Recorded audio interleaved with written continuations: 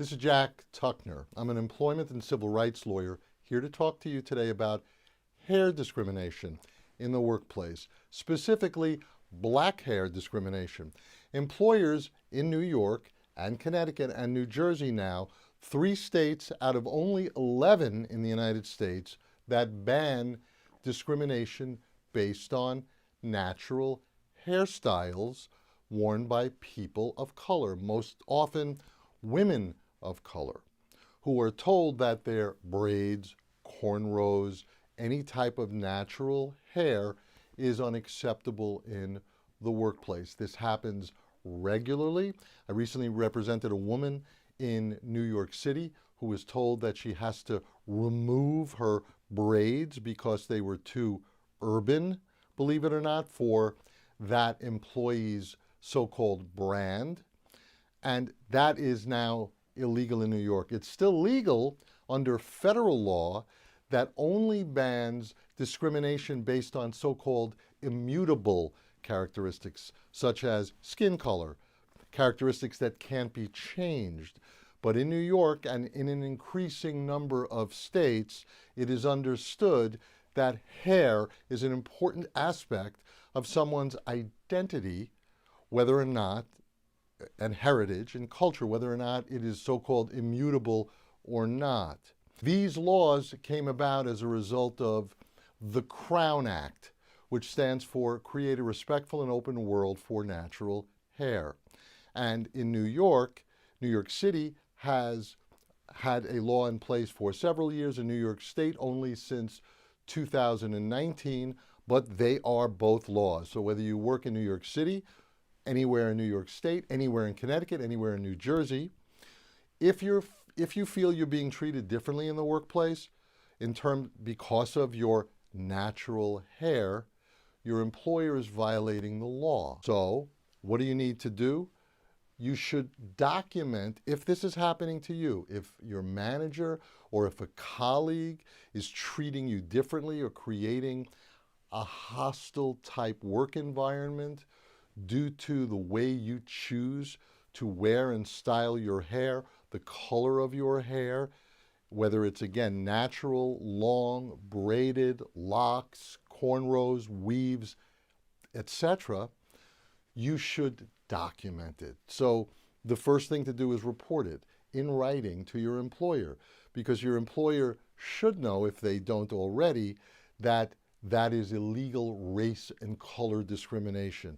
Black hair is protected in these states, in New York, Connecticut, and New Jersey, from discriminatory, disparate, or hostile treatment.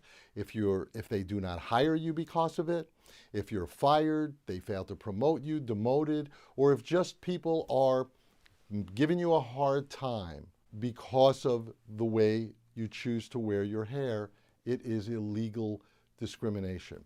So you need to give your employer the opportunity to look into it and investigate it and correct it. If they do, if they apologize to you, and as recently happened in a case in New York City, New York State, in Westchester, involving Banana Republic, where an employee reported that she was being treated differently and told to change her naturally long braided hair, and the manager who told her to do that was fired, and they apologized to her. You've won the battles and the war. And then if you experience any kind of backlash after you complain about black hair discrimination, it is illegal retaliation. So first, if it's happening to you, and surveys show us that apparently people of color that wear their hair in styles that make white people uncomfortable in the workplace are often told to change it, or are encouraged to wear a more acceptable to white people conventional hairstyle. That is flagrantly illegal. And so you would want to have your paper trail of complaining about it and giving your employer the opportunity to fix it in your favor. But again, remember, in writing. You could talk to human resources. You could talk to people and say, I don't appreciate that. It's none of your business, but make sure you put it in writing, and then continue to put in writing when you have conversations with typically human resources about it, so that you have a tight and right paper trail. You want to have this all documented.